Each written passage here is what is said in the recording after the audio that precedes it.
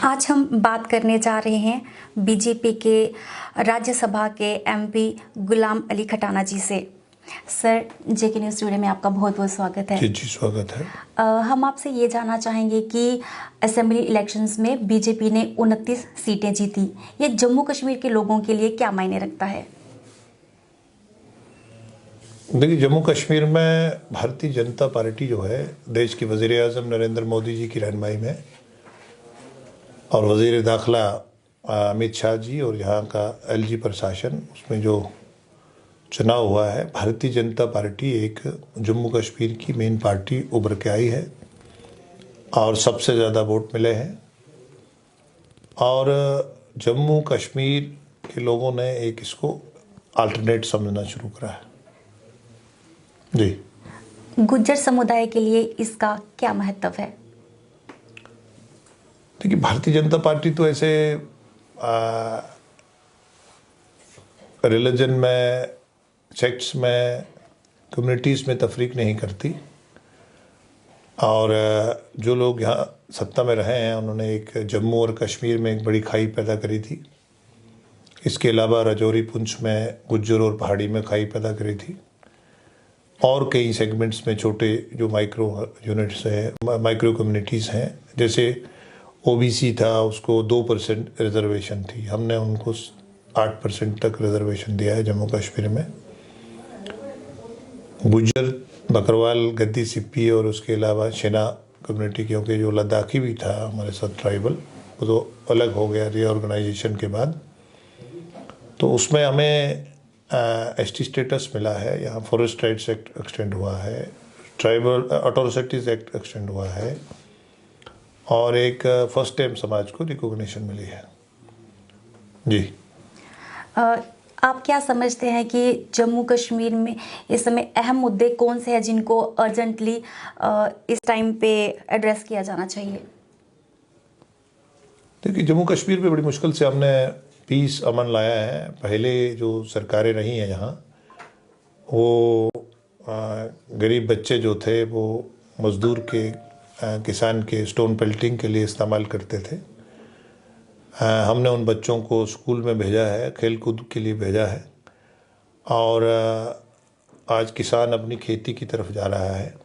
छोटा रेडी फड़ी वाला, पगडंडी वाला, रोज़गार वाला, टूरिज़्म वाला अपने रोज़गार के लिए जा रहा है। और सबसे बड़ी बात है कि लोगों में आज ज़हनी ठहराव हुआ है। जिसकी एक दुकान थी 2 बना रहा है, जिसका पहले लोग भाग रहे थे। और इस वक्त हमें 2 चीज़ों की बड़ी ज़रूरत है। एक ये पीस जो है, जैसे कैसे रहे, बड़ी मुश्किल से अमन आया है।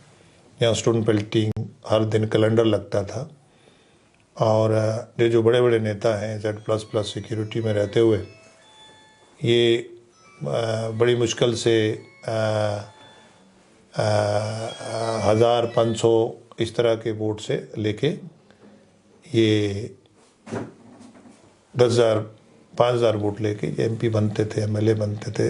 लेकिन आज इतनी भारी तादाद में लोगों ने, कश्मीर के लोगों ने वोट पे हिस्सा लिया है। एक जमहूरियत की जीत है। और सबसे बड़ी बात है, हमने जम्मू और कश्मीर को एक नज़र से देखा है। हमारे लिए जम्मू के लोग, कश्मीर के लोग, राजौरी, पुंछ के लोग, बॉर्डर डिस्ट्रिक्ट्स के लोग, कपवाड़ा के लोग या एरसवाल डोडा के लोग, कोई भी हमारे लिए सब इज़्ज़त मानने लोग हैं। हम किसी में, किसी रीजन या किसी रिलीजन में या किसी तबके में हम तफरीक नहीं करते हैं। ओमर अब्दुल्ला की सरकार को लगभग 50 दिन होने को हैं, तो इस सरकार की कार्रवाई को आप कैसे देखते हैं? ठीक है, पॉपुलर गवर्नमेंट है। लोगों ने एक उसने चीफ मिनिस्ट्री टेक ओवर करी है, लोगों ने उनको वोट दिया है, नंबर दिया है। भारतीय जनता पार्टी ने यहाँ सत्ता के मुकाबले में यहाँ जमहूरियत को प्रेफर किया है कि जिसको भी लोग लाएं। और हम जमहूरियत की कदर करते हैं और इज़्ज़त करते हैं लोगों के मैंडेट की। और अब वो लोगों की, हम यही सोचते हैं कि वो लोगों की अपेक्षाओं पे उतरे। ऐसा समझा जाता है कि जम्मू कश्मीर का मुसलमान बीजेपी के साथ नहीं है। नहीं, समझने को तो ज़ाती राय है, कोई कुछ भी समझ ले, लेकिन देश के वज़ीर आज़म की एक्सेप्टेबिलिटी कश्मीर में बढ़ी है और हमने गुरेज़ में हमारा कैंडिडेट दूसरे नंबर पे आया है। हम शोपियां में और कई जगह पे करीब आधी दर्जन कैंडिडेट ऐसे हैं जिन्होंने अच्छा वोट लिया है कश्मीर में। और फर्स्ट टाइम हमारे जो मुस्लिम कैंडिडेट्स हैं उन्होंने टफ फाइट दी है और आपका पुंछ में टफ फाइट दी है, हमने सुरनकोट में टफ फाइट दी है, हमने मेंढर में टफ फाइट दी है, बुदल में टफ फाइट दी है।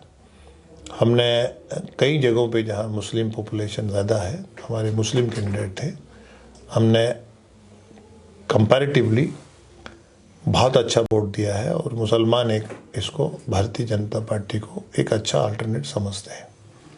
हाल ही में हुए असेंबली इलेक्शंस में कश्मीर घाटी से बीजेपी को एक भी सीट नहीं मिली, लेकिन राजौरी पुंछ से सिर्फ एक ही सीट मिली है। नहीं, आप देखिए, वो ठीक है, नंबर एक पावर होता है, लेकिन आप देखिए ना, हमारा कैंडिडेट ने पुंछ में कितने वोट लिए? पहले कभी हमने इतने वोट लिए क्या? हमने सुरनकोट में कितने वोट लिए? पहले इतने वोट लिए क्या? हमने मेंढर में कितने वोट लिए? बुदल में कितने वोट लिए? आप देखिए ना थोड़ा, इसमें जो जी कंस्टिट्यूंसी है धराल थाना मंडी वाली, इसमें कितने लिए? राजौरी शहर में नौशहरा वाली कंस्टिट्यूंसी हमारा वोट बढ़ा है। बाकी जो दो कुश्ती लड़ते हैं एक को ही जीतना होता है, थोड़े बहुत वोट से एज है। वैसे हमें वोट में हम नंबर 1 है जम्मू कश्मीर में सभी पार्टियों से। जी सर, आखिरी सवाल आपसे जानना चाहेंगे, क्या आप समझते हैं कि ये एक एप्रोप्रिएट टाइम है जम्मू कश्मीर को स्टेटहुड देने का? देखिए, स्टेट भारतीय जनता पार्टी ही देगी। जम्मू कश्मीर के लोगों को बहुत कुछ भारतीय जनता पार्टी दे रही है, देगी और भी बहुत कुछ देगी। जो लोग मुखालफत करते हैं, अपोज करते हैं, ये लोग सिर्फ अपने आप को सियासी एजेंडा रखने के लिए बात करते हैं। इनके पास ना नंबर है, ना ये कुछ दे सकते हैं, बेवकूफ़ बना सकते हैं लोगों को। भारतीय जनता पार्टी के पास दिल्ली में नंबर है। हमारे वज़ीर आज़म ने, हमारे वज़ीर दाखिला ने पार्लियामेंट में भी और पार्लियामेंट के बाहर भी और जम्मू कश्मीर की रैलीज में भी कहा है हम स्टेटहुड देंगे। स्टेटहुड देना है और हमने ही देना है, लेकिन उसका थोड़ा सा एक बैकग्राउंड है जो अमन है और जो लोगों में एक जहनी ठहराव आया है। लोग ये सोचते हैं कि यहाँ अमन होगा। आज इंटरनेशनल इन्वेस्टर जहाँ इन्वेस्ट कर रहे हैं, आज टूरिज़्म हमारा 2 करोड़ से ऊपर गया है। आज कश्मीर में कैलेंडर नहीं लगता है। आज गरीब का बच्चा जो स्कूल जा रहा है उसको दोबारा पत्थरबाजी पे नहीं लाना है। तो इन सब चीज़ों का बैकग्राउंड को देखते हुए अमन पहले और उसके बाद उनको हक भी देना है। क्यों नहीं देना है? हम ही देंगे। JK न्यूज़ टुडे में बात करने के लिए आपका बहुत बहुत शुक्रिया। Thank you.